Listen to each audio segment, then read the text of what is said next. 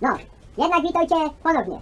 Dzisiaj zakupimy kamerę marki Tapo w sklepie Euro RTV AGD i zamontujemy, żeby nas nikt nie opierdolił nam rancza przez zimę. Co prawda będziemy tu chodzić odwiedzać, ale musimy mieć na wszystko podgląd. No, chytamy się roboty.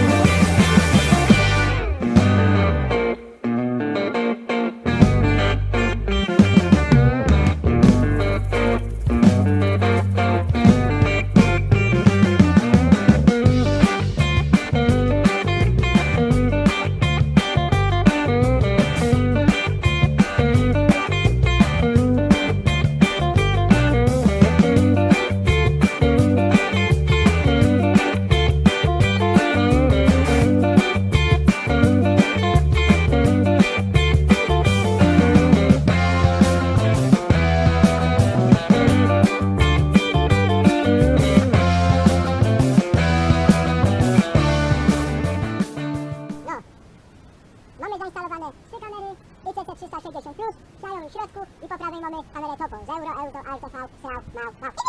No, więc wszystko działo, funguje, możemy bezpiecznie